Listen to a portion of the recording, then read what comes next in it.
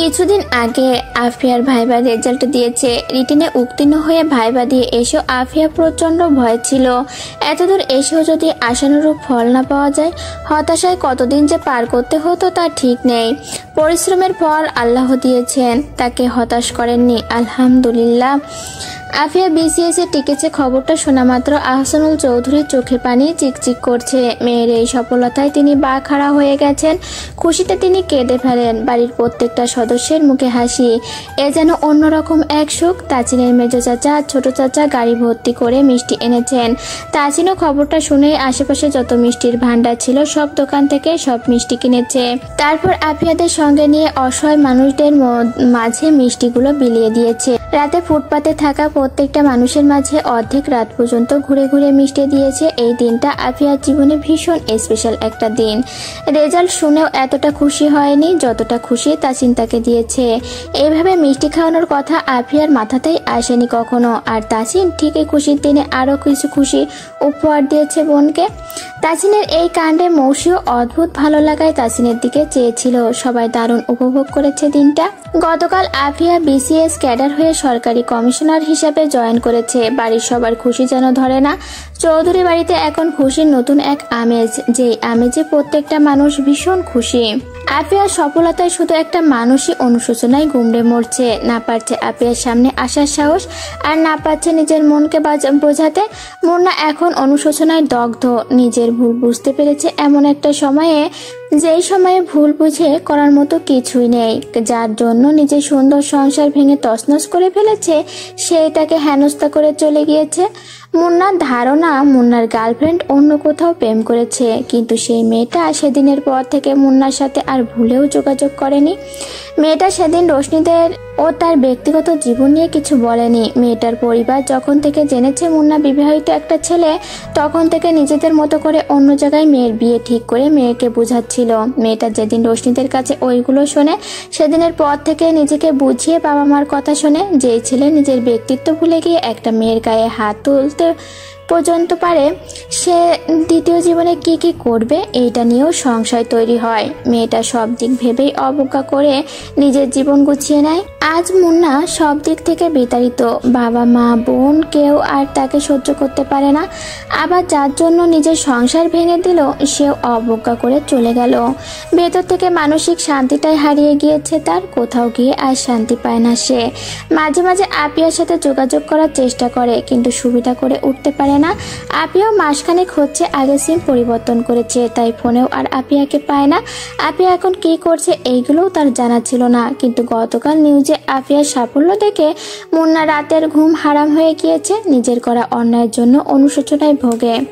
বাবা মায়ের কাছে গিয়ে আপিয়াকে ফিরিয়ে আনার কথা বলে, কিন্তু মুন্নার বাবা মা মুন্নার সাথে এই বিষয় নিয়ে কথা বলে না।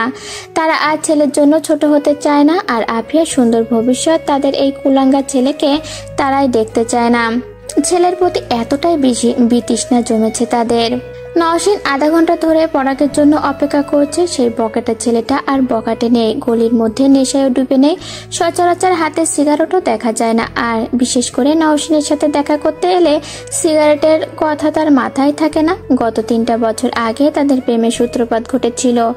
আজও সেই প্রেম প্রথম দিকের মতোই বহমান। এই 3 বছরে কখনো তাদের দীর্ঘ সময় ধরে ঝগড়া হয়নি। ঝগড়া হলেও খুব বেশি হলে আধা ঘন্টা 1 ঘন্টার মধ্যে স্বাভাবিক হয়ে গিয়েছে। এখন তাদের ফোনেই কথা চলে। সম্পর্কের 1 বছর পর তারা নাম্বার আদান প্রদান করে। দুজনের মধ্যে খুব সুন্দর বন্ডিং। স্বচ্ছ একটা সম্পর্ক কাটিয়ে দিয়েছে 3টে বছর। পরাগ এখন ভালো একটা কোম্পানিতে চাকরি করছে। তারা এখন বিয়ের পরিকল্পনাও করে। চাকরির প্রথম অবস্থাতে আছে। আর একটু গুছিয়ে নিয়েই তারা বিয়ে করবে। নওশীনের মা মৌসি বিষয়টা জানে। পরাগ মাসখানেক পর বাবা মাকে নওশীনদের এখানে নিয়ে আসবে। আজ পরাগ 10 দিনের জন্য ট্যুর গ্রুপ থেকে ট্যুরে যাচ্ছে। রাতের বাসে রওনা দেবে, তাই নওশীনের সাথে এখন দেখা করতে আসছে। নওশীনকে আধা ঘন্টা অপেক্ষা করানোর পর পরাগ এসে পৌঁছেছে। পরাগ ভীষণ পাহাড় প্রেমী, মাঝে মাঝে পাহাড়ে চলে যায়। আজকেও যাচ্ছে আলী কদমে। নওশীনকেও সঙ্গে নিতে চাচ্ছিল, কিন্তু নওশীন একেবারে বিয়ের পর পরাগের সাথে ট্যুর দেবে, তাই আর যায় না। নওশিনের তার সাথে দেখা করে নওশিনকে এক গোছা সাদা গোলাপ কিনে দেয়। তারপর দুজন সামনের দিকে একটু হাঁটে, রাস্তায় দাঁড়িয়ে ঝালমুড়ি খায়। তারপর নওশিনকে বাড়ির সামনে পর্যন্ত এগিয়ে দিতে আসে। নওশিন মিষ্টি এসে বাড়ির মধ্যে চলে যায়। নওশিন গেটের মধ্যে ঢুকে পড়লে পরাগ রিক্সা নিয়ে চলে আসে। তন্ময় আজ দেশে আসছে। তন্নি গতকাল বাড়িতে গিয়ে রুমগুলো পরিষ্কার করে গুছিয়ে অনেক পদের রান্না করেছে। তিয়ান আগে থেকে এয়ারপোর্টে গিয়ে তন্ময়ের জন্য অপেক্ষা করছিল। তন্ময় বেরিয়ে আসার 2 মিনিট আগে তাসিন এয়ারপোর্টে পৌঁছেছে। তন্ময় বেরিয়ে আসতেই তাসিন এগিয়ে গিয়ে তন্ময়কে জড়িয়ে ধরে। তারপর তন্ময় তিহানকে জড়িয়ে ধরে। কথাবার্তা বলতে বলতে তাসিন তন্ময়কে নিয়ে তন্ময়ের বাড়ি যায়। মৌসি, তহমিনা চৌধুরী, তিয়ানের মা, রোশনি সবাই তন্ময়দের বাড়ি আসে। তন্নি গেটের সামনেই ভাইয়ের জন্য অপেক্ষা করছিল। তন্ময় গাড়ি থেকে নামতেই তন্নি দৌড়ে গিয়ে ভাইয়ের সামনে ঘুমড়ে কেঁদে ওঠে। তন্ময় বোনের মাথায় হাত রেখে কেঁদে ফেলে। নিজেদের ফ্ল্যাটে ঢুকে মায়ের রুমে গিয়ে শব্দ করে মা বলে কান্নায় ভেঙে পড়ে। আজকে দিনে তার মা বেঁচে থাকলে কত খুশি হতেন, কত কষ্ট করে সন্তান মানুষ করেছে। মায়ের মুখটা ভেসে উঠছে বারবার। তন্ময়ের বুকটা চিনচিনে একটা ব্যথায় ফেটে যাচ্ছে। তহমিনা চৌধুরী তন্ময়কে শান্ত করলেন, বুঝ দিলেন। তিহানের মা বুঝের কথা বললেন। কিছু সময় পর তন্ময় কান্না থামিয়ে মাথাটা নিচু করে বসে রইল। ঘরময় মায়ের স্মৃতি, মায়ের গন্ধ, এই যন্ত্রণাটা কাউকে বোঝানোর নয়। তাসিন তন্ময়ের পিঠে হাত রেখে স্বাভাবিক হতে বলে, ফ্রেশ হয়ে খাওয়া দাওয়া করে নেওয়ার কথা বলে। তাসিন চলে যেতে চাচ্ছিল, তার কাজ আছে, কিন্তু তন্ময় যেতে দেয় না। একসাথে বসে খাবে, তারপর তাসিনকে যেতে দেবে। তাসিন তন্ময়ের কথার উপরে কিছু বলে না। তন্ময় ফ্রেশ হয়ে আসলে সবাই একসাথে খেতে বসে। তন্নি নিজে হাতে সবাইকে খেতে দেয়। তারপর খাওয়া দাওয়া শেষ করে তাসিন চলে যায়। সন্ধ্যার পর মৌসি তহমিনা চৌধুরীদের নিয়ে বাড়ি চলে আসে। তন্নি কয়টা দিন এখানেই থাকে, কিন্তু এখন তার বিয়ে হয়ে গেছে, শ্বশুরবাড়ি যেতেই হবে। কিন্তু ভাইকে একা ফেলে কিভাবে শ্বশুরবাড়ি গিয়ে থাকবে?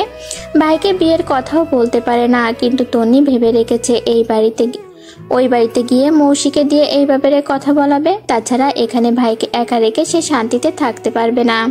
তন্ময় দেশের বাইরে থেকে আফিয়ার সফলতার কথা শুনেছিল, অভিনন্দন জানানোর জন্য কলও করেছিল, কিন্তু সেই সময় আফিয়ার কাছে ফোন ছিল না। পরে আর কল ব্যাকও করেনি। দেশে আসার 2 দিন পর তন্ময় তাসিনের সাথে বাইরে দেখা করে। বন্ধুরা মিলে আড্ডা দেওয়ার জন্য একটা দিন ঠিক করবে। এই জন্য তন্ময় তাসিনের কাছে যায়, আর তাসিন তন্ময়কে নিয়ে সোজা বাড়ি চলে আসে। দুপুরে বাড়িতেই খাবে। আফিয়া বাড়িতে ছিল না, কিন্তু তন্ময়ের চোখজোড়া আফিয়াকেই খুঁজছিল। তৃষ্ণা তো চোখজোড়া যাকে খুঁজে ব্যাকুল হচ্ছিল, তার দেখাই মিলল না। তন্নি 2 দিন হলো এ বাড়িতে এসেছে। তহমিনা চৌধুরী সন্ধ্যায় তন্ময়কে কল দিয়ে ডাকেন। আহসানুল চৌধুরীরা সবাই বাড়ি চলে এসেছেন। লিভিং রুমে আড্ডা চলছে। তন্ময় এসে লিভিং রুমে সবার সাথে বসে। গল্পের আসর জমে ওঠে। তন্ময়ের এই বাড়িতে আসার কথা আফিয়া জানে না। চুলগুলো হাত কোপা করতে করতে 1 কাপ কফি নেওয়ার জন্য নিচে নেমে আসে। আর তন্ময়ের দৃষ্টি জোড়া ওই সময় সিঁড়ির দিকে আফিয়ার দিকে যায়। তন্ময়ের চোখ জোড়া আফিয়ার মুখেই আটকে যায়। কি যে মায়া এই মুখটাই। আফিয়া লিভিং রুমে তাকাতেই তন্ময়কে দেখতে পায়। আফিয়া হঠাৎ তন্ময়কে দেখে থমকে যায়। মানুষটা পরিবর্তন হয়েছে, আগের চেয়ে স্বাস্থ্য ভালো হয়েছে, মুখমণ্ডল উজ্জ্বল হয়েছে। বয়সের ধারায় পরিপূর্ণ এক পুরুষ মানুষের ভার তন্ময়ের মাঝে এসেছে। এইভাবে তো কোনো পুরুষকে নিয়ে আফিয়া ভাবেনি, এইভাবে ভালোও লাগেনি। তারপরও তন্ময়কে দেখলেই আজও কেন সেই আগের মতোই নিজের মানুষ বলে তার মনে হয়। আফিয়ার মনে অনেক কিছু উদয় হলেও মস্তিষ্ক দিয়ে মনের ভাবনাগুলো ভেবে নিজেকে ধমক দেয়। লিভিং রুমের দিকে না গিয়ে সোজা রান্নাঘরে চলে যায়। নিজের জন্য কফি বানাতে বানাতে সবার জন্য চা বসায়। তহমিনা চৌধুরী তাড়াহুড়ো করে এসে বলেন, চায়ের জন্য পানি বসাতে হতো। আমি পানি বসিয়েছি মা, আর কি করতে হবে বলো, আমি করে দিচ্ছি। নাস্তা রেডি করা হয়ে গিয়েছে, চা করলেই হবে। আচ্ছা তুমি যাও, 5 মিনিট পর রোশনিকে পাঠিয়ে দিও। রোশনি এসে চা নিয়ে যায়। আফিয়া কফি নিয়ে নিজের রুমের দিকে যায়। আফিয়ার ইচ্ছে করছিল সবার সাথে বসতে, কিন্তু সে বসলো না। সোজা নিজের রুমের দিকে হাঁটা ধরে। মৌসি আর তাসিনের চোকাচুকি হয়। তারপর মৌসি আফিয়াকে ডেকে সবার সাথে আসতে বলে। মৌসির কথা অগ্রাহ্য করে চলে যাবে এমনটা হয় না। তাই আফিয়া মাথা ব্যথার কথা বলে সামান্য হেসে ওপরে চলে যায়। এমন কিছু সময় আসে, ইচ্ছে থাকা সত্ত্বেও অনেক কিছু করা যায় না। মন টানলেও মস্তিষ্ক বাধা দেয়। তন্ময়কে রাতে থেকে যাওয়ার জন্য সবাই জোরাজুরি করছিল, কিন্তু তন্ময় থাকে না। তন্ময়কে এই বাড়িতে দেখে আফিয়া যে অস্বস্তি অনুভব করছে তা তন্ময় বুঝতে বাকি নেই। তাই রাতে খাওয়া দাওয়া শেষ করে তন্ময় বাড়িতে চলে আসে। সে তন্নিকে চিন্তা করতে নিষেধ করে, কেননা তন্ময় এখন রান্না করে খাওয়ার অভ্যাস আছে, কোনো সমস্যা হবে না। আর তন্নি তো মাঝে মাঝেই যাবে। ওইগুলো বলে তন্ময় বিদায় নিয়ে চলে আসে। তন্ময় তন্নির থেকে আফিয়ার নতুন নাম্বারটা নিয়ে রাতে আফিয়ার নাম্বারে কল দেয়। তন্ময় সে আগের নাম্বারটা এখনো আফিয়ার মনে আছে, এখনো মুখস্থ। ফোনের স্ক্রিনে নাম্বারটা দেখে আফিয়া ভাবনায় পড়ে, রিসিভ করবে না ভাবে, আবার ফোনের স্ক্রিনে হাত উঠে যায়। ফোন রিসিভ করে আফিয়া হ্যালো বলতেই তন্ময় বলে, আমি কি তোমার কাছে খুব ঘৃণিত একজন মানুষ হয়ে গেছি? এমন কথায় আফিয়া কি বলবে বুঝে উঠতে পারে না, কিছু সময় চুপ করে থাকে। তন্ময় আবার বলে, কিছু তো বলো। আফিয়া বলে, কি বলবো বুঝতে পারছি না। তন্ময় করুণ স্বরে বলে, আমাকে ক্ষমা করা যায় না আফিয়া? আমার তোমাকে লাগবে, আমাকে আর ফিরিয়ে দিও না প্লিজ। তুমি তো কোনো অন্যায় করনি, তাহলে কোন অন্যায় ধরে আমি ক্ষমা করব? তুমি আমার কাছে সেই আগের তন্ময় আছো, যেই তন্ময় কখনো অন্যায় করতেই পারে না। তাই ক্ষমা করার কথা বলে আমাকে আর ছোট করো না। তুমি আমাকে এত সম্মানের চোখে দেখেও ফিরিয়ে দাও কেন? তোমার জন্য সম্মান আমার আজীবন থাকবে, তবে সেই তুলনায় অন্য কিছুর সাথে করো না। তুমি আমাকে ক্ষমা করতেই পারোনি, আমি জানি। তুমি কিছুই জানো না, আমি একজন ডিভোর্সি মেয়ে, এটা ভুলে যাই কেন? তুমি আমার আফিয়া, এইটার বাইরে আর কিছু না। আফিয়া কিছুটা সময় নিয়ে বলে, তোমার প্রতি আমার অনেক সম্মান আছে। আমার প্রতি যদি সামান্যতম সম্মান তোমার থেকে থাকে, তাহলে এই বিষয়টা নিয়ে আমার সাথে আর কথা বলো না। আফিয়া। আফিয়া তন্ময়ের আর কোনো কথা না শুনে কল কেটে দেয়। তারপর ফোনটা সাইলেন্ট করে বালিশের পাশে রেখে দেয়। তন্ময় পুনরায় আর কল দেয় না। একটা তত্ত্ব দীর্ঘশ্বাস ফেলে ফোনটা পাশে রেখে দেয়। নওশীন দুপুর থেকে পরাগের কল আসার অপেক্ষা করছে। আজকে রাতেই পরাগদের ঢাকার উদ্দেশ্যে রওনা দেওয়ার কথা। গত পরশু বিকালে পরাগ কল দিয়েছিল, তারপর থেকে আর কথা হয়নি। ট্যুরে গিয়ে পর্যন্ত পরাগ বেশিরভাগ দুপুরে আর বিকেলে কল দিত। আজ দুদিন কথা হয় না। দুপুর থেকেই নওশীন ফোনটা কাছে রেখেছে, কিন্তু বিকেল গড়িয়ে সন্ধে হয়ে আসলেও পরাগের কল আসে না। ঠিক মাগরিবের পরপরই অচেনা একটা নাম্বার থেকে কল দিয়ে নওশীনকে পরাগ নিচে নেমে আসতে বলে। সন্ধ্যায় আবছা আলোয় পরাগ পকেটে হাত গুজে রাস্তার অপোজিটে দাঁড়িয়ে আছে। নওশীনের দুদিনের কথা না হওয়া অপেক্ষার ফল যেন। গুমোট মেঘ কেটে বর্ষণের দেখা। নওশীন এক প্রকার দৌড়ে যাওয়ার মতো ছুটে গিয়ে হাঁপাতে হাঁপাতে পরাগের সামনে গিয়ে দাঁড়ায়। তারপর বলে, কিসের জন্য তোমাকে ফোনে পাচ্ছিলাম না, কত চিন্তা হচ্ছিল বুঝতে পারো তুমি? পরাগ মুচকি হাসে আর চুপচাপ দাঁড়িয়ে নওশীনের বকা শোনে। নওশীন নিজের মতো করে বকতে বকতে পরাগের হাতের দিকে চোখ যায়। পরাগের হাতে ব্যান্ডেজ থেকে আটকে ওঠে নওশীন। পরাগের হাত ধরে ব্যাকুল কণ্ঠে বলে, তোমার হাতে কি হয়েছে? তুমি আমাকে বলনি কেন? ইস রে, কতটা লেগেছে। এত চিন্তা করার মতো কিছু হয়নি, শান্ত হও। এতটা ব্যান্ডেজ দেখেও শান্ত হব বলছো? কি হয়েছে বলো আমাকে, এতটা কিভাবে লেগেছে? ছোট্ট একটা অ্যাক্সিডেন্ট হয়েছিল, কিন্তু আমার তেমন কিছু হয়নি, জাস্ট ফোনটা শেষ। নওশীন পরাগের চারপাশে ঘুরে দেখতে লাগলো আর কোথাও লেগেছে কিনা। পরাগ নওশীনকে দাঁড় করিয়ে বলে, একটু শান্ত হয়ে দাঁড়াও তো, ভালো করে দেখি। ওই সময়টায় মনে হচ্ছিল এই মুখটা আর দেখতে পাবো না, তাই ফিরে এই মুখটা দেখার জন্য ছুটে চলে এসেছি। আগে একটু ভালো করে দু চোখ পরে দেখে নিই। দাঁড়াও। নওশীনের চোখে পানি টলমল করছে। টলমলে চোখ জোড়া নিয়ে পরাগের দিকে তাকিয়ে আছে নওশীন, আর পরাগের মুখে লেপ্টে আছে স্বস্তিময় মুচকি হাসি। পরাগের চোখের ভাষায় বোঝা যায় ভীষণ সুখী একটা মানুষ সে। সুখী মানেই নওশীনের দিকে মুগ্ধতা ভরা দৃষ্টি নিয়ে তাকিয়ে আছে। পরাগের মুগ্ধতায় ভরা চোখে একবার চোখ রেখে পরাগের গলা জড়িয়ে ধরে নওশীন। চারপাশে ল্যাম্পপোস্টের মৃদু আলোয় পরাগ নওশীনকে জড়িয়ে ধরে। তারপর পরাগ নওশীনকে বলে, যে কেউ চলে আসবে, বাড়ির মধ্যে যাও। কাল আম্মু আব্বুকে নিয়ে আমি আসছি, যত দ্রুত সম্ভব বউ করে নিয়ে যাব। তুমি যে বললে কিছুদিন পর নিয়ে আসবে। পরাগ তখন নিচু স্বরে বলে, আর দূরে থাকতে চাই না, যত দ্রুত সম্ভব কাছে টেনে নিব। বাড়ির ভিতরে চলে যাও, কল দিচ্ছি। নওশীন রুমে আসতেই দেখে পরাগের ফোন। পরাগের মা বাবা আগামীকাল আসবেন, তাই নওশীন প্রথমে মৌসিকে জানায়। মৌসি এসে বাড়ির সবাইকে কালকের জন্য আয়োজন করতে বলে। নওশীনের বাবা মারা যাওয়ার পর থেকে নওশীনদের সব দায়িত্ব মৌসির বাবা নিয়েছেন। নওশীনের পড়াশোনা থেকে শুরু করে সবটা মৌসির মা দেখতেন। স্কুল ভর্তি করাতে গেলেও মৌসির মা। এখনো নওশীনের সবকিছুতেই মৌসির মায়ের দায়িত্বই বেশি। তাই শোনামাত্র মুনতাহা বেগম রাতে কিছুটা কাজ গুছিয়ে রাখলেন আর পরাগও মুনতাহা বেগমের সাথে বাবা মাকে নিয়ে আসার বিষয়ে কথা বলল। পরের দিন পরাগের বাবা মা এসে দেখা সাক্ষাৎ করে যান আর পরাগের বাড়িতে মুনতাহা বেগমদের সবাইকে যেতে বলেন। সেখানে গিয়ে বিয়ের দিন তারিখ ঠিক করে ফেলার কথা বলেন। আহসানুল চৌধুরী সহ তাসিনদের বাড়ির সবাই উপস্থিত ছিল। 2 দিন পর সবার উপস্থিতিতে পরাগদের বাড়ি গিয়ে বিয়ের তারিখ ঠিক করে ফেলা হলো আর 1 সপ্তাহের মধ্যে পরাগ আর নওশিনের বিয়েও হয়ে যায়। একটা নম্র মেয়ে আর একটা বখাটে ছেলের ভালোবাসা শেষ পর্যন্ত মিষ্টি একটা পবিত্র বন্ধনে আবদ্ধ হয়। তন্নি 1 সপ্তাহ পর পর গিয়ে তন্ময়ের জন্য বেশ কয়েকটা করে তরকারি রান্না করে দিয়ে আসে। তন্ময় শুধু গরম করে নিয়ে খায় আর মাঝে মাঝে তন্ময় নিজেও রান্না করে নেয়। তন্ময় এখন ভালো একটা জব করছে, আপাতত বাইরে যাওয়ার ইচ্ছে তার নেই, মন দিয়ে কাজ করছে। আর এই মুহূর্তে আপিয়াকে বোঝানোর কাজে নিয়োজিত আছে, কিন্তু কোনোভাবে আপিয়াকে বোঝানোর মতো সাধ্য তার হচ্ছে না। কোনো অর্থে আপিয়ার কাছে তার অনুভূতিগুলো ব্যক্ত করতে পারছে না সে, তারপরও আপিয়াকে বোঝাতে সে ব্যস্ত। আজ নওশিনদের বিয়ের অনুষ্ঠান ছিল, সেখান থেকে ফিরে মৌসি রুমে বসে চোখের পানি ফেলছে। নওশিনের বিয়ের অনুষ্ঠানে তাদের এক আত্মীয় মৌসির অগোচরে মৌসিদের বাচ্চা না হওয়া নিয়ে আরেক আত্মীয়ের সাথে আলোচনা করছিল। মৌসির বাচ্চা না হওয়ার পেছনে আসল সমস্যাটা কার, এটা মৌসি বাড়ির কারোর সামনে এখনো প্রকাশ করেনি, শুধু তারা দুজনেই জানে। সেই আত্মীয়রা মৌসিকে নিয়ে উল্টোপাল্টা কথা বলছিল। মৌসি সেটা শুনে চুপচাপ নিজের রুমে চলে আসে। সেই তখন থেকেই তার মন খারাপ। এশার নামাজ পড়ে উঠেও তার কান্নাকাটি থামে না। মানুষ কিভাবে পারে আর একটা মানুষকে কষ্ট দিয়ে কথা বলতে? কই, সে তো কখনো কাউকে সামান্যতম কটু কথাও বলতে পারে না। এইগুলো ভেবেই মনটা আরো খারাপ হয়েছিল। তাসিন রুমে আসার আগেই মৌসিকে স্বাভাবিক হতে হবে। মৌসির এমন অবস্থা দেখলে তাসিন আরো বেশি মন খারাপ করবে। মৌসি স্ট্রং থাকা দেখে তাসিন স্বাভাবিক হয়েছে।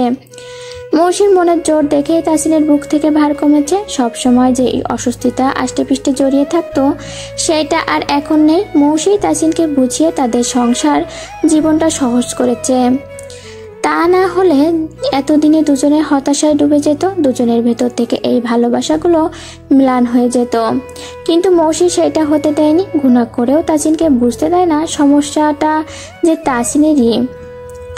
মৌসি বলে সমস্যা হলে আমাদের দুজনেরই সমস্যা, আর আল্লাহ দিলে ঠিকই আমাদের একটা বাবু হবে। এইসব ভেবে মৌসি আর তাসিনকে কষ্ট পেতে দেয় না। নিজের মনের মধ্যে খারাপ লাগলেও সেটা তাসিনের আড়ালেই রাখে। আজকের হওয়া এই মন খারাপটুকু নিজের মাঝে গোপন রাখে। প্রচন্ড কষ্টে বুক পেটে কান্না আসলেও ব্যথাটুকু একপাশে রেখে চোখ মুছে উঠে দাঁড়ায়। তাসিন একটু রাত করে বাড়ি ফিরে, ততক্ষণে মৌসি ঘুমিয়ে গিয়েছে।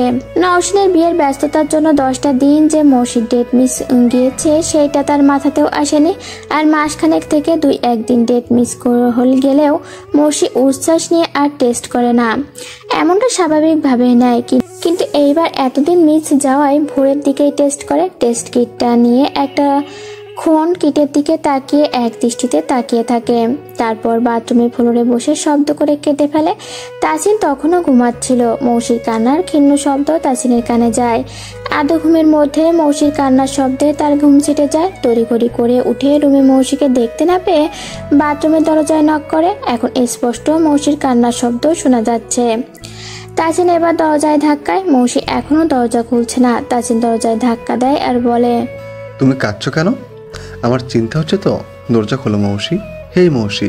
মৌসি দরজা খুলে তাসিনের বুকে ঝাঁপিয়ে পড়ে, আরো শব্দ করে কেঁদে ফেলে। মৌসির হঠাৎ এমন ঝাঁপিয়ে পড়াতে তাসিন কিছুটা পিছিয়ে আসে, তারপর ঝুল সামলিয়ে নেয়। তাসিন বুঝে উঠতে পারছে না এই ভোরে কি হয়েছে, কেন বা মৌসি এইভাবে কাঁদছে। মৌসিকে বারবার জিজ্ঞাসা করে, কি হয়েছে? মৌসি তাসিনের দিকে কিটটা এগিয়ে দেয়। তাসিনও কিছু সময়ের জন্য স্তব্ধ হয়ে যায়। মৌসি কনসিভ করেছে? কিছু সময় পর স্বাভাবিক হলে তাসিনের চোখেও পানি চলে আসে। এই সময়ের এই অনুভূতিটা তাসিন মৌসিকে বোঝাতে গিয়েও ব্যর্থ। মৌসিকে ছেড়ে তাসিন বিছানায় গিয়ে বসে মুখ ঢেকে গুমড়ে কেঁদে ওঠে। মৌসি তাসিনের দিকে এগিয়ে গিয়ে তাসিনের সামনে গিয়ে দাঁড়ায়। তাসিন মৌসির অস্তিত্ব বুঝতে পেরে মাথা তুলতেই মৌসির কোমর জড়িয়ে অনেকক্ষণ ধরে কান্না করে। তাসিনের এমন পাগলামি দেখে মৌসি চোখ টলমেলে পানি নিয়ে মৌসি মুচকি এসে ওঠে। তারপর সকাল হলে তাহমিনা চৌধুরী, মুনতাহা বেগম আর আফিয়া মিলে ডাক্তারের চেম্বারে গিয়ে একটা টেস্ট করে আসে। চৌধুরী বাড়ির সবাই খুশিতে আত্মহারা। এখন বাইরের কাউকে কিছু জানায় না, শুধু বাড়ির লোকগুলোই জানে তাসিন মৌসির প্রতি সবসময় যত্নশীল, মৌসিকে সময় দেওয়ার চেষ্টা করে, কাজের বাইরে একটু সময়ও বাইরে দেয় না সে। আফিয়া যেটুকু সময় বাড়িতে থাকে মৌসির জন্য এটা সেটা বানাতেই থাকে। আফিয়ার রান্নার হাত ভালো, তাই সব আবদার যেন আফিয়ার কাছেই খাটে। সবার সুখময় সময় যাচ্ছে, যেটুকু খারাপ সময় গিয়েছে সেটুকু ভুলে ভালোটুকুকে নিয়ে সবাই ভালো আছে। কয়টা দিন থেকে মুন্না আফিয়ার পিছু নিচ্ছে। আফিয়া বিষয়টা বুঝতে পেরেও এড়িয়ে যাচ্ছে, কিন্তু আজ আর এড়িয়ে যাওয়া সম্ভব হয়নি। সিকিউরিটি বাধা দিলে মুন্না এক প্রকার পাগলামি শুরু করে দেয়, তাই আফিয়া অনুমতি দেয় ছেড়ে দিতে। মুন্না জীবনে আফিয়াকে ফিরে আসতে বলে। আফিয়া মুন্নার সব কথা আগে চুপচাপ শুনে নেয়, তারপর চাপা স্বরে বলে, সেই সময়ে তোমার সাথে সম্পর্কে আবদ্ধ ছিলাম বলে ঝামেলা ছাড়াই চুপচাপ নিজেকে গুটিয়ে নিয়েছিলাম, আর তোমার দিকটা ভেবে ভাইয়াদের থেকে তোমাকে সেভ করেছিলাম। এখন এমন কোনো অপশন নেই। এখন আমাকে এইভাবে বিরক্ত করতে থাকলে ভাইয়া পর্যন্ত যাব না। তোমাকে সরাতে আমি একাই যথেষ্ট। তাই বলবো, নিজে ভালো করে জীবনটা গুছিয়ে নিয়ে ভালো থাকো, বারবার ভুল পথে এসো না। আফিয়া শোনো। মুন্নার কথা মুখেই আছে। আফিয়া বসা থেকে উঠে দাঁড়িয়ে গর্জে উঠে বলে, একটা সেকেন্ড আর তোমার মুখ দেখতে চাই না, আমার আশেপাশে না তোমার ছায়া না দেখি, বেরিয়ে যাও। মুন্না এবার ফিসেল হেসে বলে, আমাকে তো আর সহ্যই হবে না। আগের প্রেমিক এসেছে তো বিদেশ থেকে, এখন তো আর আমাকে সহ্যই হবে না। মুন্নার এমন কথায় আফিয়া আরও রেগে যায়। সিকিউরিটি ডেকে বের করে দেয়। মুন্নাও কয়েকটা বিশ্রী শব্দ ব্যবহার করে বের হয়ে যায়। মুন্নার বিশ্রী কথায় আফিয়ার খারাপ লাগলেও গায়ে মাখে না। অনেক সহ্য করেছে, খারাপ কথা শুনে কষ্টও পেয়েছে, আর নয় সে আর ভেঙে পড়বে না। 7টা মাস পার হয়ে গিয়েছে। মৌসির পেটটা এখন অনেকটা মোটা হয়েছে, স্বাস্থ্য ভালো হয়েছে, চেহারায় গুলোমুলো একটা ভাব এসেছে। এখন মৌসিকে দেখতে আরও মিষ্টি লাগে। তাসিন এখন যত দ্রুত সম্ভব কাজ গুছিয়ে নেয়, তারপর রাতে দ্রুত বাড়ি ফিরে আসে। আফিয়া আজ আলু পরোটা বানিয়েছে। মৌসি গতকাল আলু পরোটার কথা বলেছিল, কিন্তু গতকাল আফিয়া একটুও সময় পায়নি। রোশনি আর তন্নি মিলে বানাতে চাচ্ছিল, কিন্তু আফিয়া বলে, আগামীকাল বাড়ি থাকবো, আলু পরোটার সাথে আরও কিছু বানাবো। তাই গতকাল রোশনিরা কিছু বানায়নি। তিহান বাইরে থেকে ফাস্টফুড এনে দিয়েছিল। আজ আফিয়া আলু পরোটা, আলু ফুলকো লুচি, কষা মাংস করেছে। আফিয়া যতক্ষণ রান্নাঘরে ছিল মৌসিও হাতে হাতে অনেক কিছু গুছিয়ে দিচ্ছিল। আজ বড়দের রান্নাঘরে আসা নিষেধ। রোশনি তন্নি হাসাহাসি করছিল আর লুচি বেলে দিচ্ছিল। তারা রান্নাঘরে আড্ডার আশা জমিয়ে দেয়, আগের হাস্যকর কাহিনী নিয়ে আলোচনা করে আর খিলখিল করে হেসে ওঠে। আফিয়া কিছুটা ময়দা মাখা আলাদা করে রাখে, তাসিন ফিরলেই গরম গরম ফুলকো লুচি ভেজে দিবে তাই। তাসিন অন্যদিন সন্ধ্যা রাতে চলে আসে, খুব বেশি হলেও 8টা বাজে, কিন্তু আজ রাত 11টা বাজতে এলেও তাসিনের আসার নাম নেই। ফোনে কল দিয়েও তাসিনকে পাচ্ছে না। এইদিকে মৌসি মেন দরজার দিকে তাকিয়ে আছে। তাসিনের ফোন কখনোই বন্ধ থাকে না। মৌসি বারবার কল দেয়, কিন্তু প্রত্যেকবার সংযোগ দেওয়া সম্ভব হচ্ছে না, এইটা শুনতে পায়। তিহান কয়েকজনের কাছে কল দেয়। আহসানুল চৌধুরী পার্টির কয়েকজন সদস্যের কাছে কল দেন, কিন্তু সেইভাবে কোনো কিছু জানা যায় না। মৌসির চিন্তা হতে থাকে। তাসিনের চারপাশে শত্রুর অভাব নেই। মৌসি কয়েকবার দরজা পর্যন্ত যায়, আবার ফিরে আসে। ফিরে এসে ছোপায় বসে অপেক্ষা আর চিন্তার মাঝে রাত 1টা বেজে যায়। একজন মন্ত্রীর খোঁজ পাওয়া যাচ্ছে না, এইটা সেইভাবে কাউকে বলা যাচ্ছে না। মৌসি তাসিনের ফোনে আবার কল দেয়। ভোর হয়ে আসলেও তাসিনের কোনো ফোন কল আসে না। এইদিকে চিন্তায় মৌসির প্রেশার বেড়ে যায়, শ্বাস প্রশ্বাসের সমস্যা হয়। বাড়ির সবাই তখন মৌসিকে নিয়ে ব্যস্ত হয়ে পড়ে। তাসিনের চিন্তা একপাশে রেখে এখন মৌসিকে নিয়ে সবাই চিন্তিত। আহসানুল চৌধুরী পারিবারিক ডক্টরকে বাসায় ডাকেন। ডক্টর এসে মৌসির চেক আপ করেন। আর এইদিকে আহসানুল চৌধুরী তার মেজো ভাইকে নিয়ে তাসিনের পার্টি অফিসে যান। কয়েকজনের সাথে বিষয়টা শেয়ার করেন। পার্টি অফিসে কোনো রকম ঝামেলা হয়েছে কিনা তা জানতে চান। তারপর তাদের থেকে জানতে পারেন গত কিছুদিন থেকেই বড় ধরনের ঝামেলা হচ্ছে। বিরোধী দলের লোকজন হুমকি দিচ্ছে, আর একের পর এক ছেলে উধাও হয়ে যাচ্ছে। গত 2 দিন আগেও নিকটস্থ পার্টি 3টা ছেলের খোঁজ পাওয়া যাচ্ছে না। এইটা নিয়ে সবাই চিন্তিত ছিল। প্রশাসনের সবাই একত্রিত হয়েও সুবিধা করে উঠতে পারে না। তারপর গতকাল দুপুরে একটা কল আসে, তাজিন আর রানা ভাই মিলে তখনই বেরিয়ে যায়। তারাও চেষ্টা করছে যোগাযোগ করার, কিন্তু পাচ্ছে না। তাজিন যাওয়ার আগে বলে গিয়েছে এই বিষয়টা এখন তাদের মাঝেই রাখতে, ফিরে এসে একটা ব্যবস্থা নিবে। তার আগে সবাই যেন শান্ত থাকে, এর বেশি তারা আর কিচ্ছু জানে না। আহসানুল চৌধুরী এবার আরও বেশি চিন্তিত হয়ে পড়েন। তাজিন কোন অবস্থায় আছে কেউ জানে না, কতটা বিপদের মুখে আছে সেইটা নিয়ে আর ভাবতে পারেন না তিনি। তাজিনের মেজ চাচা আর ছোট চাচা মিলে আবারও একবার পার্টি অফিসে যান। এইদিকে তন্ময় তন্নির কাছে খবরটা শুনেই ছুটে এসেছে। তন্ময়ের যতটুকু ধারণা আছে ততটুকু ধারণা নিয়েই তিহানকে নিয়ে বেরিয়ে পড়ে সে। তাজিনের থেকে শোনা কাহিনীগুলো মিলিয়ে একটা সূত্র বের করে। তাজিনের জীবনের সবকিছু শেয়ার করার মূল জায়গায় তন্ময়। পার্টি অফিসের যাবতীয় কাহিনী, ব্যক্তিগত জীবন কাহিনী, অফিসের সমস্যা, ভালো কিছু করতে পারা, সব যেন তন্ময়ের সাথে শেয়ার না করলে তার হয় না। কয়দিনের ঝামেলাটা নিয়েও তাজিন তন্ময়ের সাথে শেয়ার করেছিল। রাজনীতি নিয়ে তাজিনের চেয়ে তন্ময় আগ্রহ বেশি ছিল। তন্ময়ের আগ্রহ থেকেই তাজিনের এত দূর আসা। মৌসির শরীরটা প্রায় সময় অসুস্থ থাকে বলে তাজিন মৌসিকে এমন একটা ঝামেলার বিষয় শেয়ার করেনি, কিন্তু তন্ময়কে ঠিকই সব কিছু বলেছে। তাই তন্ময় একটুও সময় নষ্ট না করে বেরিয়ে পড়ে। কয়েকটা জায়গায় যাওয়ার পর এক স্থানে গিয়ে থমকে দাঁড়িয়ে পড়ে। তারপর কিছু একটা ভেবে পুরান ঢাকার কয়েকটা গলি পার হয়ে একটা পুরানো বাড়ির সামনে এসে দাঁড়ায়। তারপর পুরানো বাড়ির মধ্যে দিয়ে সামনে হেঁটে ফাঁকা একটা মাঠ পার হয়ে বিশাল একটা মেহগনি বাগান পেরিয়ে পুরানো একটা বাড়ি দেখতে পায়।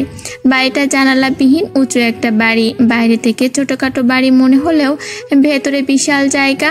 বাড়িটার সদর দরজায় পা রাখে তন্ময়। ভিতরে নিকোষ কালো অন্ধকার ঢাকা। পুরানো বাড়িটার মেন দরজায় ঢুকে পড়লেই টর্চ ছাড়া আর কিছু দেখার উপায় নেই। তন্ময় আর তিহান আস্তে আস্তে হেঁটে ভেতরে যায়। ভুতুরে বাড়ির মতো চারপাশে নিস্তব্ধতা বিরাজ করছে। তিহান একটু হলেই হোঁচট খেয়ে পড়ে যেত। তন্ময় তিহানের হাত ধরে ফেলে বলে, ফোনের টর্চ অন করে নাও। এতক্ষণ আবছা আলো আসলেও ভেতরের দিকে কুটকুটে অন্ধকার। দিনের বেলাতেও এতটাই অন্ধকার যে ভেতরে কয়টা রুম, কোন দিকে কি আছে বোঝার উপায় নেই। বড়সড় এরিয়া। তন্ময়রা বিশাল বারান্দা পেরিয়ে প্লেন সিটের এক বড়সড় একটা দরজা দেখতে পায়। তারপর তন্ময় নিচু স্বরে বলে, আসার আগে টর্চ লাইট নিয়ে আসা প্রয়োজন ছিল। মোবাইলের টর্চে দূরের কিছু ভালো করে দেখা যাচ্ছে না। আমরা এই গুহায় কি করতে এসেছি ভাইয়া? তিহানের এমন অদ্ভুত কথায় তন্ময় তিহানের দিকে তাকায়। তারপর কিছু না বলে দরজার দিকে লক্ষ্য করে। দরজার কোথাও একটুও ফাঁকফোকর নেই। দরজার বাইরেও বিশাল এক তালা ঝুলানো। বাড়িটার গঠন অনুযায়ী এইখানে পুরনো একটা তালা ঝুলে থাকার কথা ছিল, কিন্তু তার বদলে নতুন চকচকে তালা ঝুলছে। তন্ময়ের সন্দেহ আরও গভীর হয়। তালা ভেঙে ফেলার মতো আশেপাশে কোনো বস্তু নেই। পুরো বারান্দাটাই ফাঁকা। আধ ভাঙা দুই একটা ইট থাকলেও তালাতে বাড়ি মারার সাথে সাথে ইটগুলোই ভেঙে গুড়িয়ে যায়।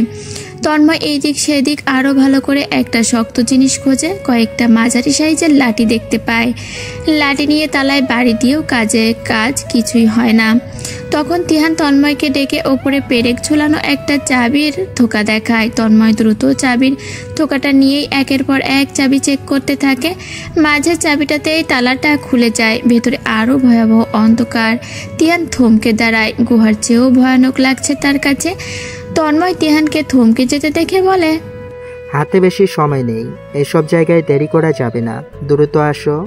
তন্ময় টর্চের আলোতেই দ্রুত পা চালায়। মাঝখানে বিশাল করিডোর আর দুপাশে সারি সারি রুম।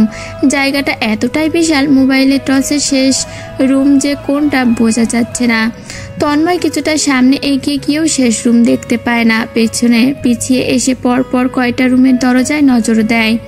4-5টা রুমের দরজায় তাকিয়ে লক্ষ্য করে পাঁচটা দরজার মধ্যে এই একটা রুমেই তালা দেওয়া, বাকিগুলোতে তালা দেওয়া নেই। তিহান লক্ষ্য করে সামনে আরও কয়েকটা রুম। সামনে চেক করে আসে, না, আর কোনো রুমে তালা দেওয়া নেই। তন্ময় তখন দ্রুত চাবিগুলো আবার এই তালাটাই চেক করে। একটা সময় তালা খুলেও যায়, কিন্তু ভেতরে গিয়ে আরও এক বিপত্তি ঘটে। নিচের দিকে সোজা একটা রাস্তা চলে গিয়েছে। তন্ময়রা বেশ কিছুটা সামনে গিয়ে একটা রুম পায়। এই একটা রুমের মধ্যে আবার 4টা দরজা। দরজাগুলো খুলে ছোট ছোট খোপের আরো 3টে রুম, তার মধ্যে থেকে একটা রুমের ছোট খোপ পেরিয়ে বিশাল একটা রুম দেখতে পায়। রুমের শেষ প্রান্ত থেকে কয়েকজন লোকের কণ্ঠস্বর শোনা যায়। তিয়ান ভয় পেয়ে যায়। তারা যেই জায়গায় এসে পৌঁছেছে আটকে গেলে মনে হয় না এ জীবনে আর রক্ষা পাবে। তন্ময় আস্তে আস্তে পা ফেলে অনেকটা চলে গিয়েও পিছনে আসে, ফিস ফিস করে বলে, তিহান, এখানে দাঁড়িয়ে পড়ার জায়গা নয়। ভাই আপনার কি মনে হয় আমরা এই জীবনে এই গুহা থেকে চিনে আর বের হতে পারবো? আমরা এখানেই বা আসলাম কেন? তোমার ভয় পাওয়ার কিছু নেই। আমাদের পিছু পিছু প্রশাসনের লোক আসছে, এতক্ষণে পুরনো বাড়ির আশেপাশে চলে এসেছে। তিহান এবার স্বস্তির একটা শ্বাস ছাড়ে। তখনই একটা কণ্ঠস্বর শোনা যায়। কে?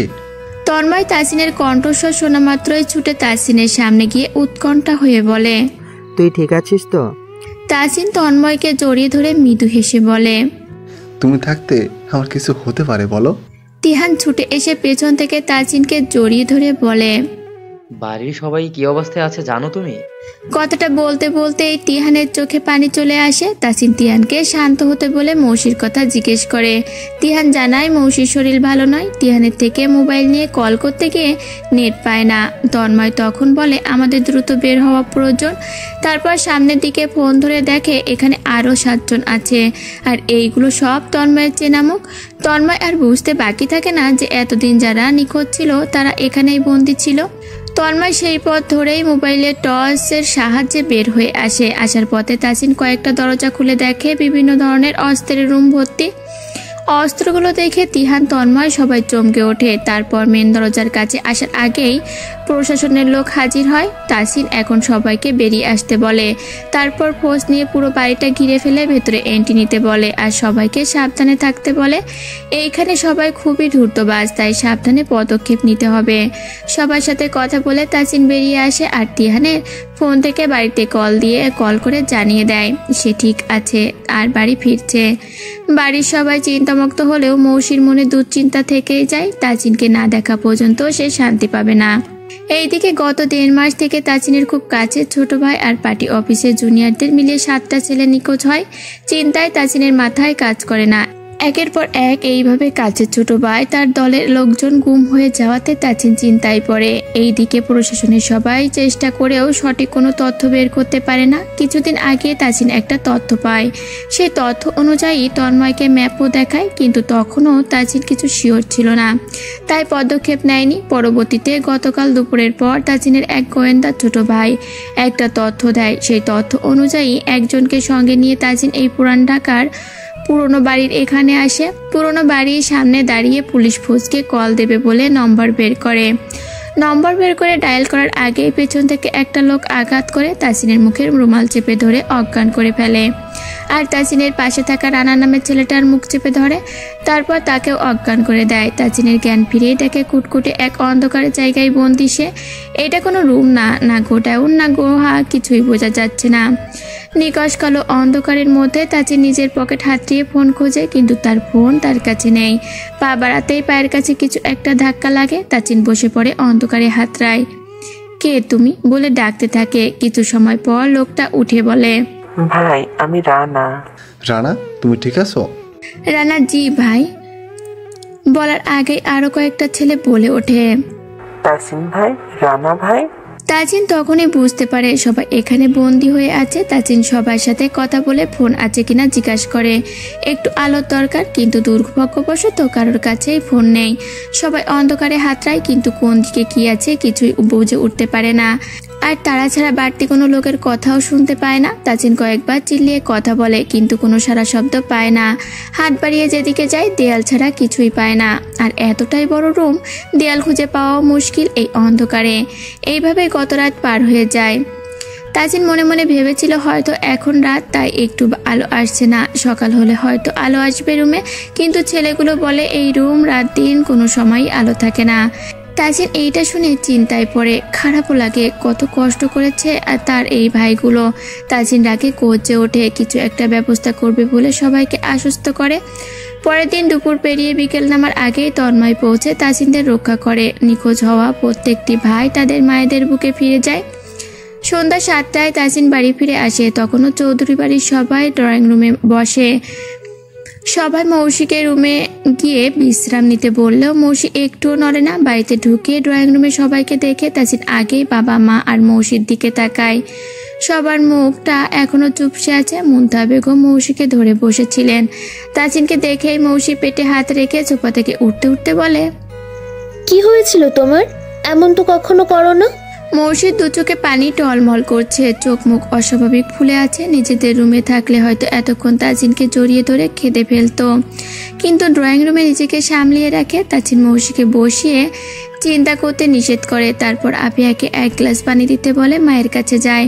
তাহমিনা চৌধুরী কাঁদছেন। তাজিন মাকে বলে, আমি তো চলে এসেছি, কাঁদছো কেন? ফোনে চার্জ ছিল না বলে জানাতে পারিনি। তোমাদের না বলে আর কোথাও যাচ্ছি না।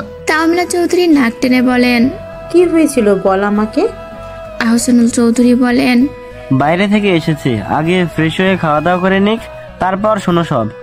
তন্ময় কাজ আছে বলে বাড়ি চলে যায়। এমনিতেই তার অফিসে জরুরি কিছু কাজ ফেলেই চলে এসেছিল, তাই তাকে চলে যেতে হলো।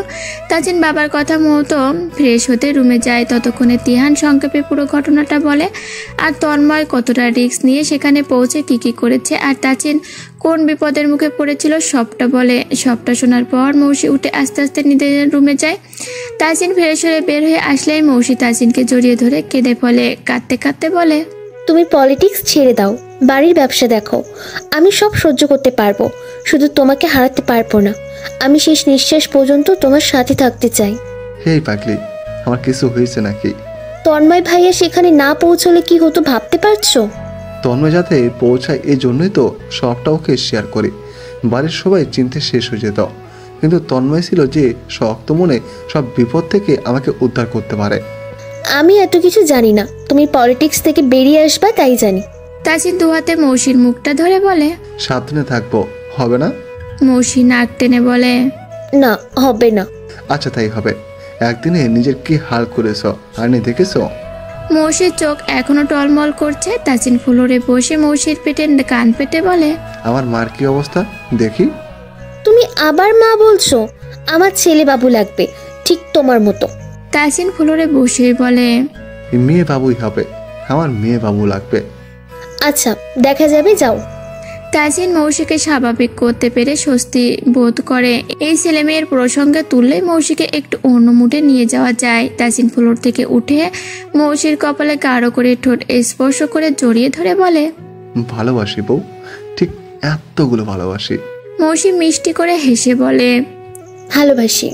তাজিন টি শার্ট পরতে পরতে বলে, খিদে পেয়েছে গো খুব।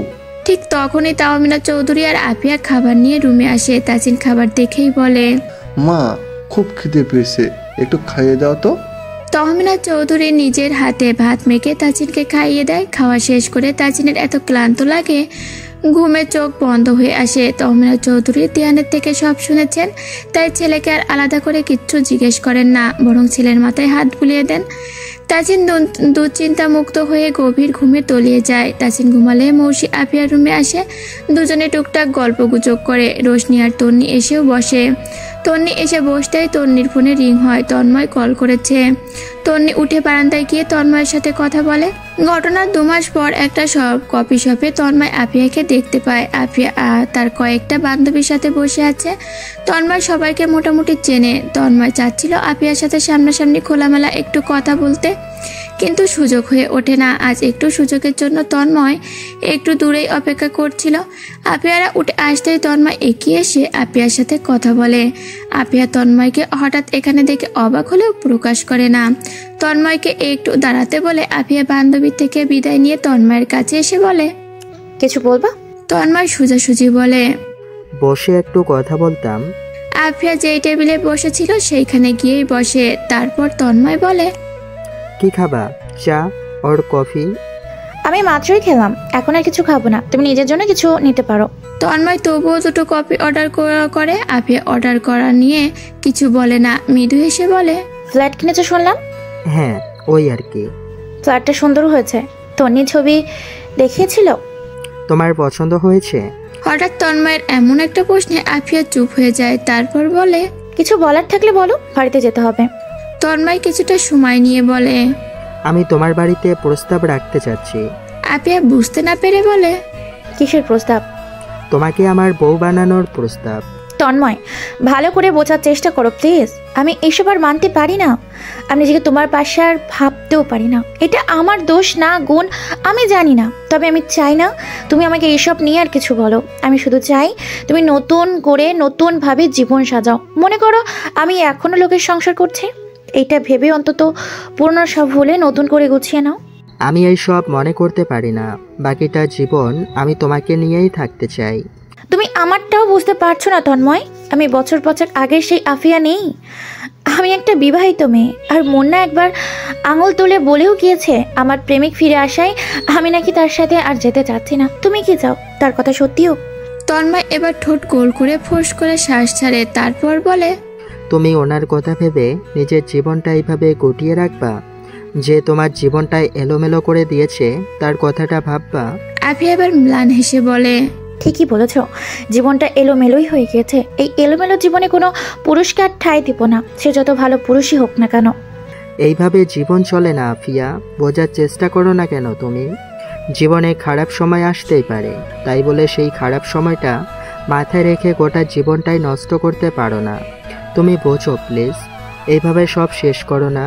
তোমার জীবনটা আমাকে গুছিয়ে দিতে দাও।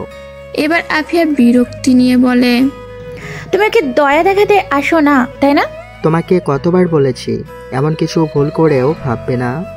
আমি ভাবতে বাধ্য তন্ময়। তোমার এই পাগলামি ছাত্রামো আমি নিতে পারি না। আমি একজন ডিভোর্সি মেয়ে, আর আমার মতো একজন ডিভোর্সি মেয়েকে কেনই বা বিয়ে করতে চাও তুমি? কেন চাও বলো? দয়া দেখানোর জন্যই তো চাও। আমি চাই না তোমাকে বিয়ে করতে, এমনকি তোমার জীবনে আমি কখনো যেতে চাই না। আমি নিজের মতো করে থাকতে চাই। দয়া করে নিজের পথেই হাঁটো, আমাকে বিরক্ত করতে এসো না। আফিয়া। তন্ময়ের কথা শেষ না হতেই আফিয়া উঠে দাঁড়ায়, তারপর চেয়ার ছেড়ে বেরিয়ে আসে। তন্ময় ও আফিয়ার পিছু পিছু উঠে আসতেই ওয়েটার কফি নিয়ে চলে আসে। তন্ময় বিল পে করে ওয়েটারকে বলে কোনো এক কাপেলকে কফিটা দিয়ে দিতে। কথাটা বলেই আফিয়ার পিছু নেয়। আফিয়া কফি শপ থেকে বেরিয়ে এসে ড্রাইভারকে কল করে। কিছুক্ষণের মধ্যে ড্রাইভার আসছে বলে। তন্ময় আফিয়ার পাশে এসে দাঁড়িয়ে কোনো কিছু না ভেবে বলে, তুমি এখন অনেক বড় মাপের মানুষ হয়ে গেছো জানি, এই জন্য তোমার সামনে এসে কিছু বলতে গিয়েও সাহস করে উঠতে পারি না। মনে হয় আমি অফিসার যোগ্য মানুষটা নই। আমার থেকেও ভালো কিছুর আশা রাখো তুমি। তোমার পাশে আমি কোনো ঝড়, তারপরেও নির্লজ্জ হয়ে হাত পাতি। কিন্তু আমার বোঝা উচিত ছিল আমার কোনো গুণে একজন বিসিএস ক্যাডার আমার বউ হবে। এইটা আমার অনেক আগেই ভাবা উচিত ছিল। যাই হোক, আর তোমার পিছু নিচ্ছি না, মাফ করো আমাকে। কথাটুকু শেষ করে তন্ময় দ্রুত হেঁটে চলে যায়। আফিয়া ছল ছল চোখ জোড়া নিয়ে তন্ময় চলে যাওয়ার পথের দিকে তাকিয়ে থাকে।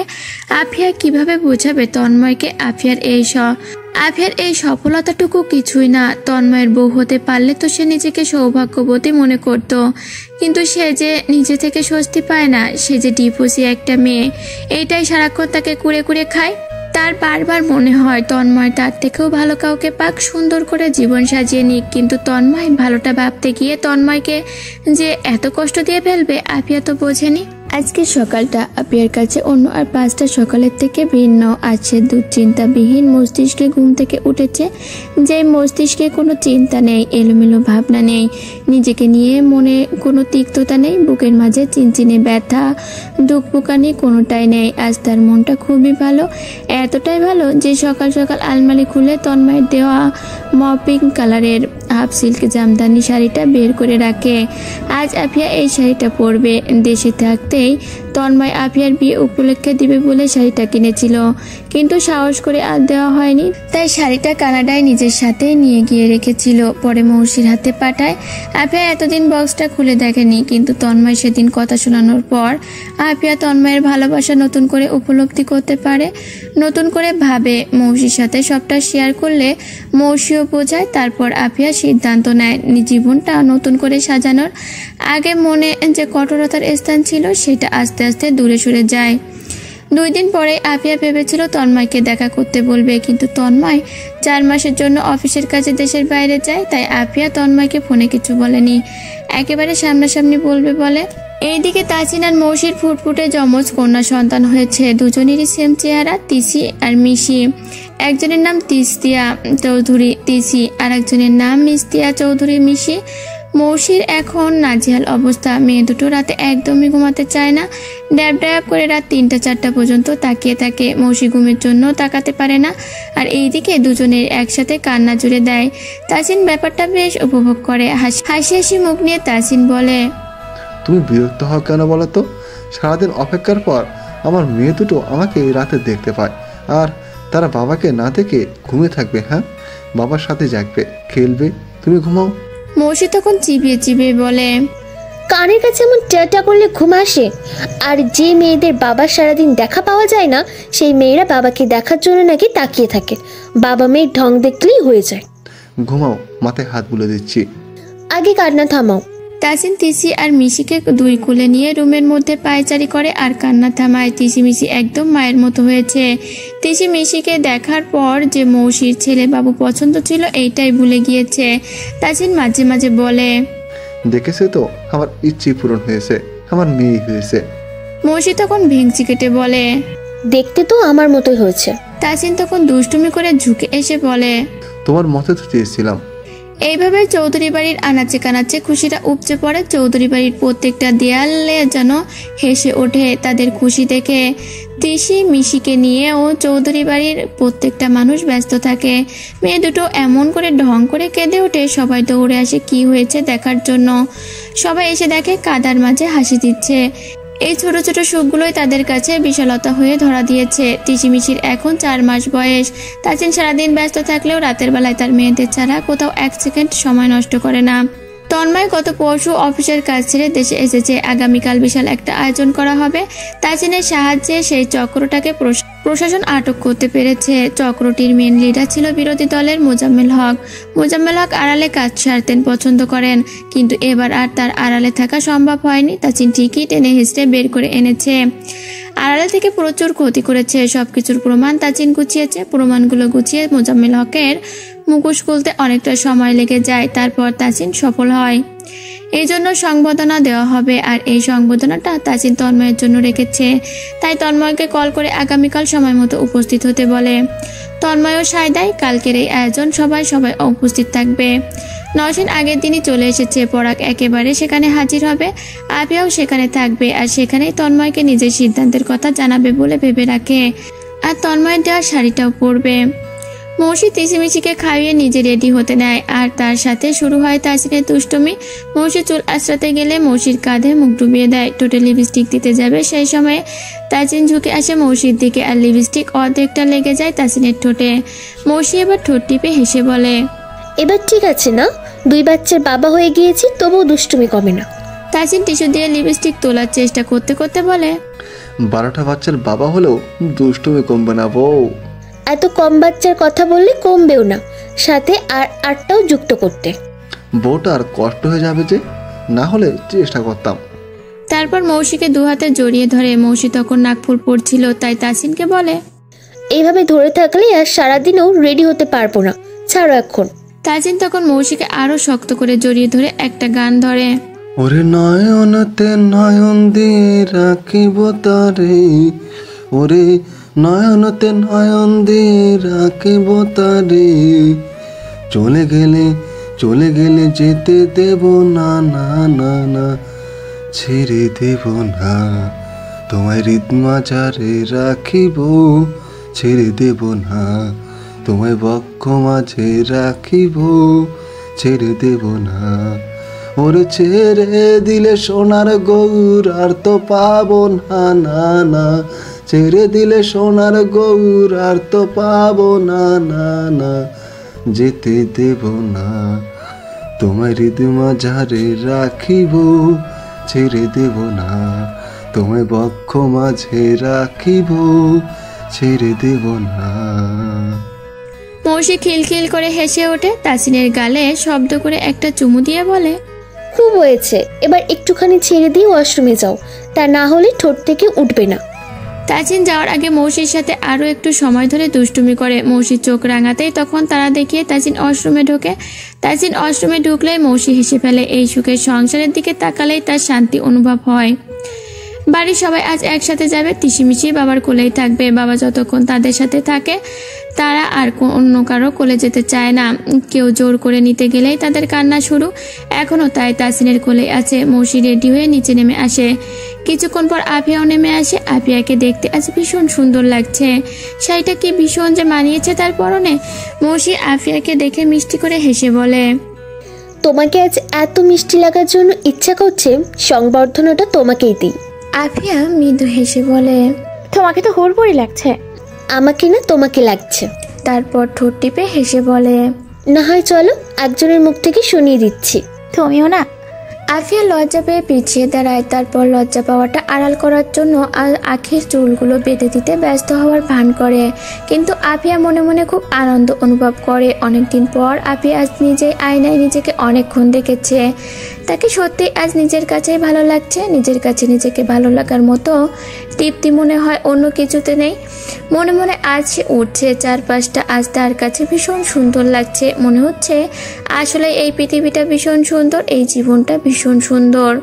আখির চুল বেঁধে দেওয়ার পর আফিয়া গিয়ে মিশিকে কোলে নেয়। মিশি একটু কাদার জন্য ঠোঁট পাকা করলেও আফিয়া সামলিয়ে নেয়। মিশিকে আদর করতে করতে হেঁটে সামনের দিকে চলে যায়।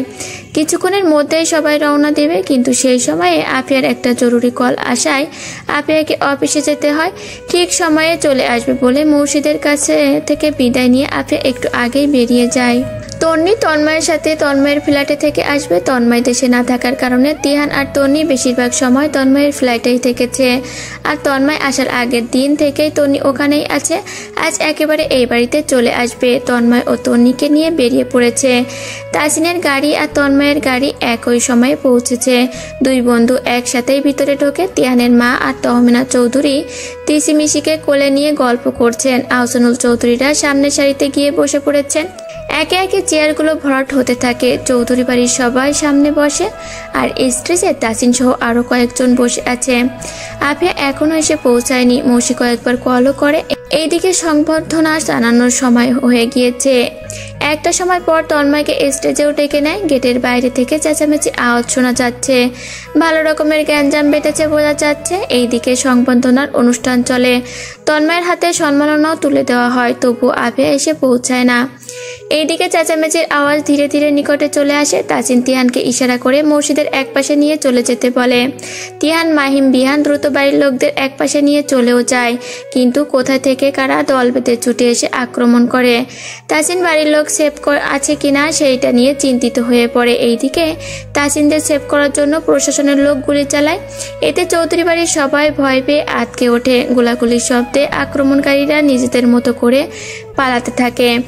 তাদের পালাতে দেখে তাসিন একটু সোজা হয়ে গিয়ে এগিয়ে দাঁড়াতেই বিশাল দেহের একজন পুরুষ রড নিয়ে এসে তাসিনের মাথায় আঘাত করতে যাবে। সেই আঘাতটা তাসিন এগিয়ে দাঁড়াতেই তন্ময়ের মাথায় লাগে। আর তন্ময় আরও তাসিনকে সরিয়ে দেয়। তা না হলে অর্ধেক বাড়ি তাসিনেরও লাগতো। তন্ময় মোটা রডের আঘাত সহ্য করতে না পেরে মাটিতে লুটিয়ে পড়ে। মৌসি দূর থেকে চিল্লিয়ে ওঠে। আর তখনই তন্ময়ের দেয়া শাড়িটা পরে আফিয়া গুটি গুটি পায়ে এগিয়ে আসে। ততক্ষণে তন্ময় মাটিতে লুটিয়ে পড়েছে। তাসিন অস্থির হয়ে তন্ময়ের মাথাটা কোলে তুলে নিয়ে তন্ময়কে ডাকতে থাকে, কিন্তু তন্ময়ের চোখ জোড়া আফিয়ার দিকেই নিবদ্ধ হয়ে আছে। তন্ময় এইভাবে লুটিয়ে পড়া দেখে আফিয়া হিল খুলে দৌড়ে আসে। তন্নি ছুটে এসেছে। বাড়ির প্রত্যেকটা মানুষ ছুটে আসে। এইদিকে তন্ময়ের মাথায় আঘাত লেগে প্রচণ্ড রক্তক্ষরণ হচ্ছে। শুকনো কাপড় দিয়ে তাসিন তন্ময়ের মাথাটা শক্ত করে ধরে আছে, তবু রক্ত পড়া বাদ মানছে না। দুটো শুকনো কাপড় ভিজে গিয়েছে। 2-3 জন ধরে তাসিনের গাড়িতে তোলে। তন্ময়কে দ্রুত হসপিটালে নিয়ে যায়। গাড়িতে তন্ময়ের মাথাটা আফিয়ার কোলে আছে। তন্নির কান্না থামানো যাচ্ছে না। মৌসি তন্নিকে বোঝাতে থাকে, তন্ময় ভাইয়ের কিচ্ছু হবে না, সব ঠিক হয়ে যাবে।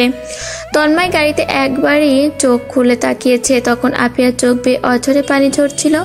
তন্ময় আফিয়ার চোখের দিকে তাকিয়ে মৃদু হেসে ঠোঁটটা নড়িয়ে কিছু একটা বলার চেষ্টা করে। তারপর আর একবারও তন্ময় চোখ খুলে আফিয়াকে দেখেনি।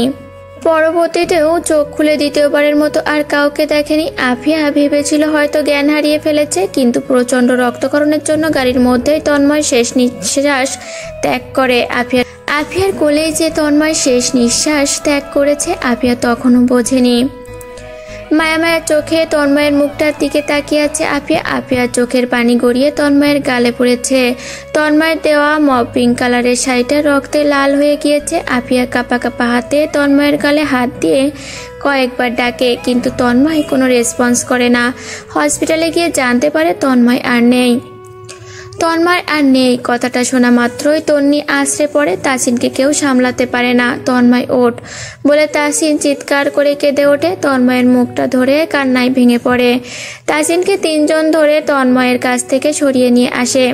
তন্নি ভাইয়ের হাত ধরে আর হাত ছাড়ে না। মৌসি তন্নিকে চাপটে ধরে। আফিয়া দেয়াল ঘেঁষে তন্ময়ের বেডটা ধরেই ফ্লোরে বসে পড়ে।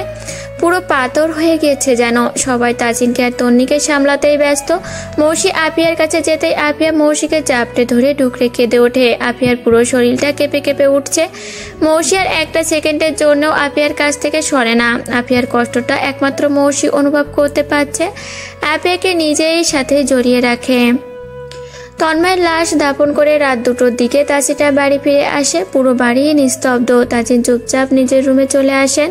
তাজিন নিজের হাতে তন্ময়ের লাশ দাফন করেছে। নিজের হাতের দিকে তাজিন তাকিয়ে ঘুমড়ে কেঁদে ওঠে। মানসপটে তন্ময়ের হাস্যোজ্জ্বল মুখ, তন্ময়ের চাল চলন ভেসে ওঠে।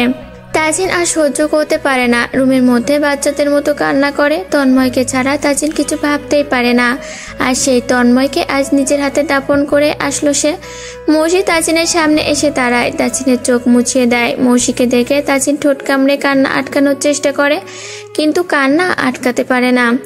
আরও ঘুমড়ে কেঁদে ওঠে। মৌসি তাজিনকে জড়িয়ে ধরে নিজেও কান্না করে দেয়। তন্ময়ের জন্য সবার বুকটা খাকা করছে। তন্ময় এমনই একটা মানুষ ছিল যেই মানুষের দিকে তাকালেই মায়া হয়। তন্ময় সবার প্রয়োজনে নিজেকে উজাড় করে দিতে একটা সেকেন্ডও ভাবতো না। তন্ময়ের এই অকাল মৃত্যু কেউ মেনে নিতে পারে না। সবাই ভীষণ ভেঙে পড়ে।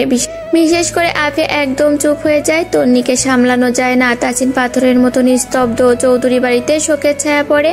কেউ আর নর্মাল ভাবে জীবনযাপন করতে পারে না। এইভাবে তন্ময়কে হারাতে হবে কেউ ভাবতে পারে না। বুকটা হু হু করে কেঁদে ওঠে। তন্নি পাগলের মতো বিলাপ বকে।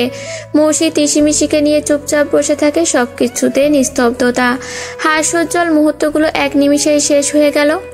মা ভাইকে হারিয়ে তন্নি একদম দিশেহারা হয়ে পড়েছে। তন্নি বাবাকে যখন হারায় অনেক ছোট ছিল, তখন এতটা বোঝেনি, কিন্তু মা আর ভাইকে হারিয়ে সে যেন নিজেকেই হারিয়ে ফেলেছে। ঘুমের মধ্যেও ঘুমড়ে কেঁদে ওঠে। তার আপন বলতে আর কেউ রইল না বলে হাওমাও করে কাঁদতে থাকে। তিয়ানের বুক ফেটে যায়। তন্নিকে বুকে আগলে নেয়। সারাদিনের পুরোটা সময় তন্নিকে দেয়।